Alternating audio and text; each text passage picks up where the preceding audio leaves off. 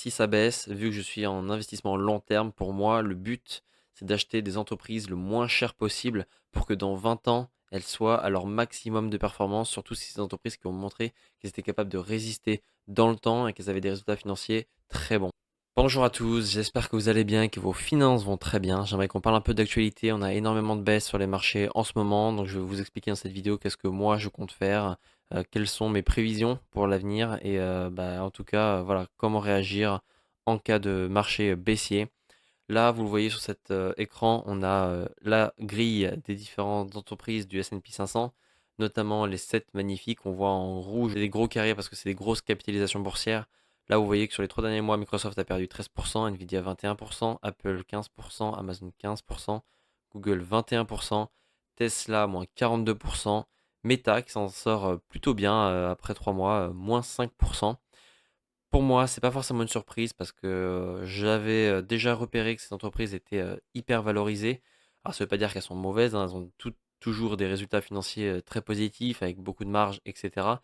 Ça, c'est pas un problème. Par contre, comme leur prix en bourse était, déjà cher et bah, forcément certaines institutions financières en ont profité pour prendre leurs marges. Vu qu'on arrive dans un contexte politique et économique particulier puisqu'on a des annonces chaque semaine de Trump. On va y revenir dans quelques secondes. J'ai fait la demande à Perplexity de me sortir quelques annonces qui vont arriver bientôt dans la semaine concernant les décisions de l'économie américaine. Donc on va y revenir. De mon côté, ça fait 1 an et demi maintenant que j'investis. Et si on regarde le bilan après 1 an et demi d'investissement en bourse, j'ai commencé en octobre 2023 pour être précis, on est à 189 euros de plus-value environ, et peut-être qu'on va même revenir au statu quo, à zéro. Je ne l'espère pas. Qui l'aurait cru? Mais en tout cas, je suis content que ça m'arrive au début de mon parcours d'investisseur. Comme ça me donnera toutes les clés en main pour la suite, voir comment est-ce que je vais réagir, quelles sont les actions à faire en marché baissier. Il y en aura sûrement plein d'autres tout au long de ma vie. Donc, eh ben, c'est une bonne occasion de voir comment réagir. De mon côté, eh ben, on pourrait analyser quelles sont, les positions dans mon portefeuille, dans mes portefeuilles qui sont en forte baisse. Est-ce que je ne suis pas trop exposé aux États-Unis? On l'a vu jusqu'ici, il y a beaucoup de baisses, mais je pense que c'est surtout, global puisqu'on a beaucoup d'incertitudes sur les marchés, boursiers. Après, moi, je ne suis pas économiste, donc tout ce que je peux voir, c'est un peu les tendances, l'historique des performances du marché sur les dernières années. Là, je vous ai retrouvé un graphique des performances historiques du S&P 500 sur les 30 dernières années. Alors, je pourrais remonter encore plus loin, hein, jusqu'à 100 ans. Vous pouvez faire pause si ça vous intéresse. Là, je pense que pour nous, 30 ans, ça devrait suffire. Vous le voyez ici, en tout cas, la plus grosse crise du S&P 500, c'était en 2008, avec moins 40% de performance presque sur les marchés. C'était énorme, à mon avis. Ça devait être pas facile de voir son portefeuille divisé par 2 en 1 an. Après, on a eu une période de hausse, et cetera. On a eu une autre baisse en 2022 suite à l'annonce de la guerre en Ukraine, plus la hausse des taux pour faire face à l'inflation qui a provoqué la crise du Covid pendant les années qui précédaient. Et donc là, on arrive en 2025, on commence avec moins 5% en moyenne sur le S&P 500.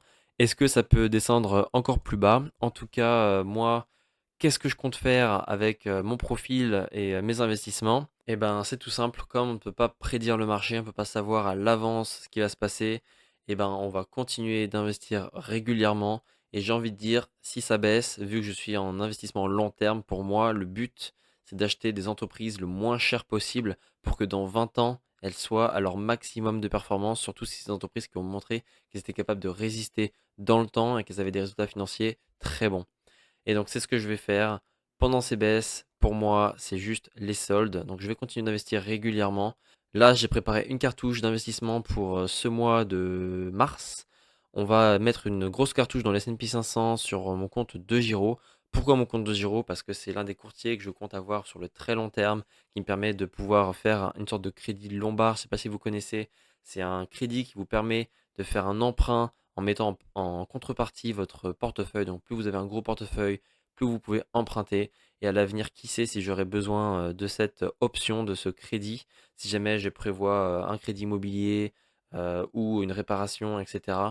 Pourquoi pas? Et pour avoir cette opportunité, il faut que je remplisse ce courtier, il faut que je remplisse mon portefeuille de Giro. De plus, sur mes investissements, vous voyez que j'ai une grosse partie actions. 60% de mes investissements sont dans des actions. 39% sont dans des paniers d'actions, et donc il faut que je rééquilibre mon portefeuille parce que mes objectifs sont de 50% actions, 50% ETF, histoire d'avoir une diversification grâce aux ETF et aussi un peu de challenge avec de mon côté des analyses d'entreprise, de la recherche, d'amélioration, etc. pour me challenger. Et tout en bas, vous voyez que j'ai que 1% de liquidité, donc c'est très peu. Il faut que je remplisse ça aussi pour pouvoir réagir si besoin en fonction du marché. Même si je le rappelle, l'objectif c'est d'être régulier.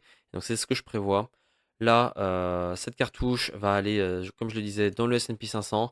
J'ai déjà aujourd'hui un panier du S&P 500, vous le voyez, c'est celui-là, qui est toujours en positif aujourd'hui, hein. Vous voyez, mon compte de Giro, c'est l'un des plus performants, c'est avec lequel j'ai commencé à investir.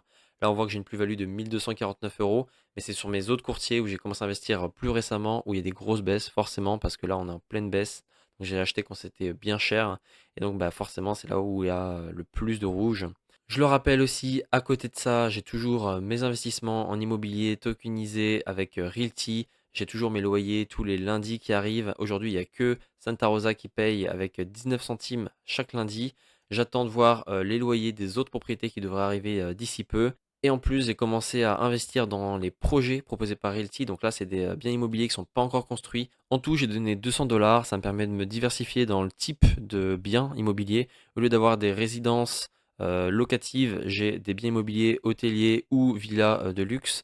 Donc ça me permet d'avoir une diversification en termes de type de biens.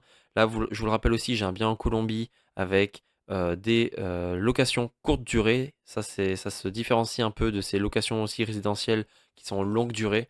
Donc voilà, je continue de construire petit à petit ce portefeuille immobilier en faisant moi-même ma diversification géographique avec des propriétés à Détroit, au Panama, mais aussi en Colombie. Donc je vais continuer de travailler sur ça, mais plus modérément, puisque j'ai prévu d'avoir que 10% de mes investissements maximum dans cette plateforme Realty.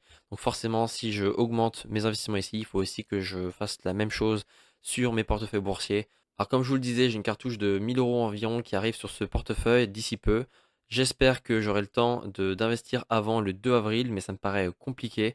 Le 2 avril, pourquoi? Parce que quand vous regardez les annonces de cette semaine, on risque d'avoir pas mal de volatilité sur les marchés.